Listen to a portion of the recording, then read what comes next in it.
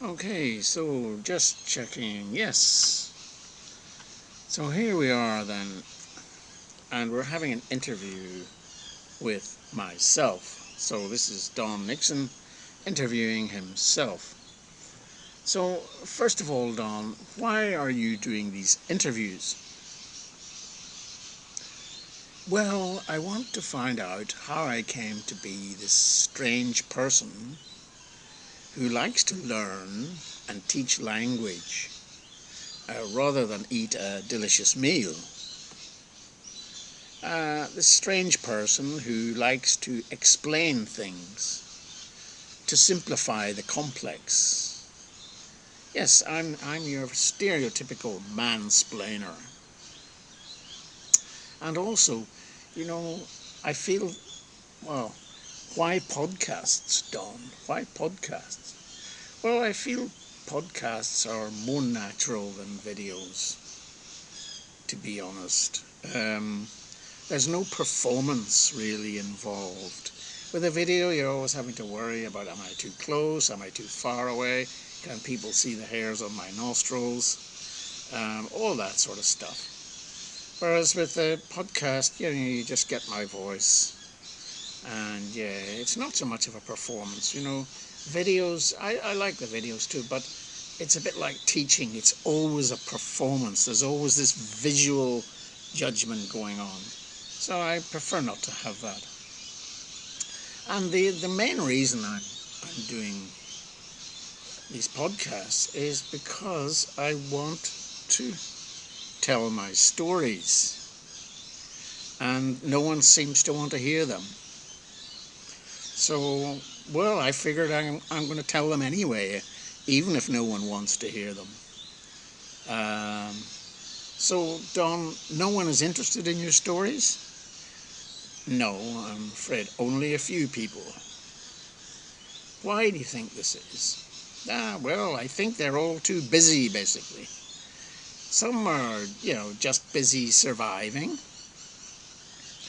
Uh, you know, Others are busy pursuing their dreams, and they prefer to do that than to listen to my stories. I get that. Some are just distracted by their hobbies and by their many other addictions. Um, and some people are, in fact, they're just not interested. They're not curious. They've lost their curiosity. Well, Don, do you think perhaps your stories are boring? No, actually, I don't think so. Enough people have said that my stories are interesting to convince me that they are not boring. Anyway, it's my personality to tell stories. I like doing it. I like listening to other people's stories too. When I wrote these stories down over the years, I hoped people would be interested. But they weren't. In fact, even my family weren't interested. In my opinion, people have lost the art of telling stories, listening to stories, and in fact, they've lost the art of conversation, which is similar to the art of storytelling. For me, telling stories and conversation are the only true pleasures of life, and they cost nothing except time. But I don't care. I'm going to tell the stories anyway. So Don, tell us a little bit, give us a bit of context. Tell us what you're doing now. Well, mostly I'm ranting and raving at the media. I'm a media addict. I've been a news addict all my life, interested in politics and current affairs, wherever I may find myself.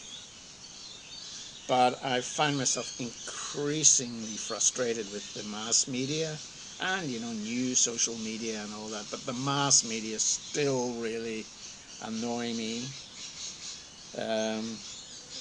I remember very much a comment made, I don't know, saw this maybe 10, 15 years ago somewhere on television. This, a peasant from Guatemala, she was a social worker in some small town in Guatemala, which no one knew about. And she was talking about the media, and she said, every place in the world, I always remember this, every place, every location in the world, for example, a town, a city, or a village, there are two versions of it, she said. It's all in Spanish, by the way. The two versions. The first version is the real town, the real village, how life really is there. That's the life as experienced by the people who live in it. Then there's this other version of this town that exists in the world, or this village, and that's the media version. The version that the media have decided to project to their target audiences. What an insightful comment this was from this peasant from Guatemala. I've never forgotten it, and I think she's absolutely right. The media are so powerful, far too powerful. They've become more powerful than governments and are controlling the world, basically. So, yeah, what else are you doing now, Don, except ranting and raving at the media? Well, yes, recently I've started reading again. And, yeah, I'm reading, I suppose you could say, books, of course, not audiobooks. I had a phase of doing audiobooks, but no, these are paperback books. I've started to buy them again and started to read them. And yeah, I'm trying to wean myself off, of course, my phone, my addictive phone and my addictive tablet. But here I am using the tablet to record this, so it's so difficult to do. I'm trying to read again.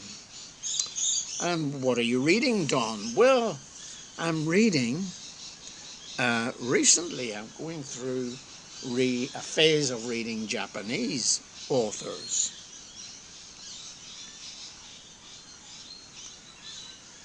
Oh, yes. And so, who are they, Don? Who are these Japanese authors?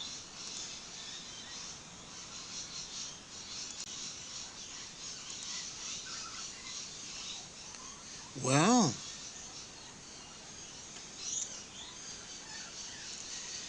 the books I'm reading are, well, first of all, I'm reading a book by Kazuo Ishiguro called Klara and the Sun, and I'm absolutely enjoying this book. Now, Ishiguro is one of these, he's a Nobel laureate, so he's won the Nobel Prize for some book, and of course I tried to read him a few years ago and failed. I don't know why, but this one I thought I'd try again, and this one I'm really enjoying. It's a kind of about a futuristic dystopia, a world in which dysfunctional humans have all their social problems, and it's to do with parenting, and it's to do with teenagers relationships with their parents, and how if you have a child who's a troublesome teenager in this futuristic dystopia, what you do is you go down to the high street sometime, I don't know, 40, 50 years hence from now, and you look for the latest version of a artificial friend, or AI, a robot basically.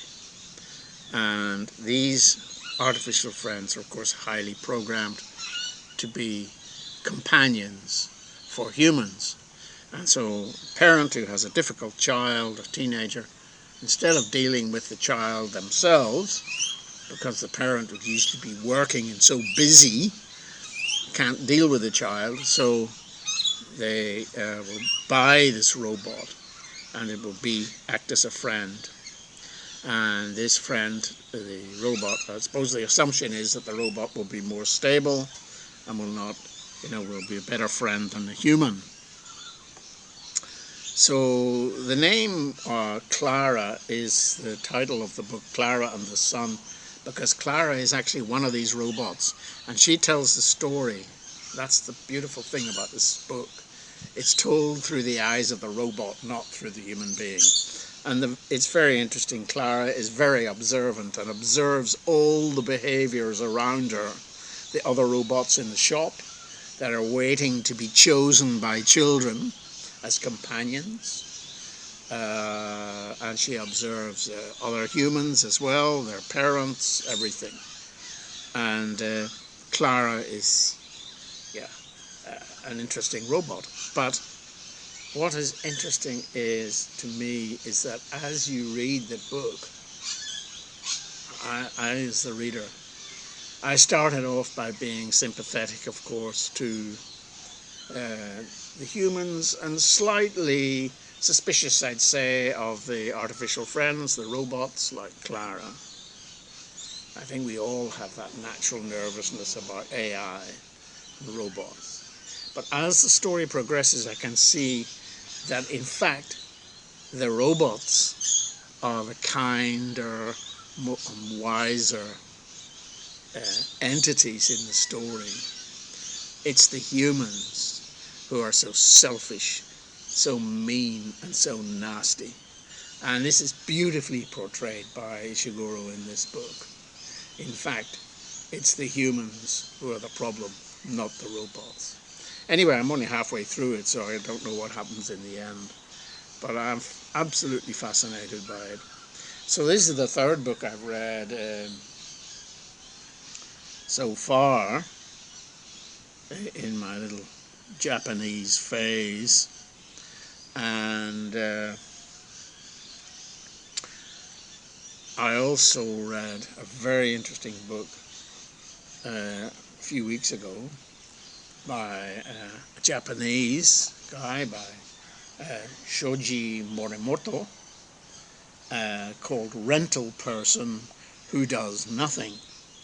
And this is also kind of related to the Ishiguro book in a way, although it takes place in the present, because Morimoto is an actual real person who lives in Tokyo, and he's a kind of a aficionado of Twitter. He's on Twitter, I understand. He has some followers, for what reason I don't know, but he's on Twitter.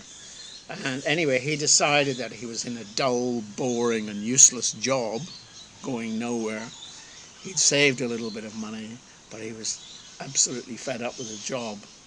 So he talked to his wife, and his wife agreed that he was going to do nothing for a while and take a rest. So what he did was he rented himself out on Twitter. He offered himself as a companion to lonely people and said, I will accompany you in whatever situation you're in, but please don't expect me to do anything. I'll do nothing. I just sit there and listen to you talk, or watch you doing what you're doing, make a few comments. That's all. And I'm happy to do that. So, in fact, this model has turned out to be very successful, and he gets a lot of people asking him to accompany him to various things.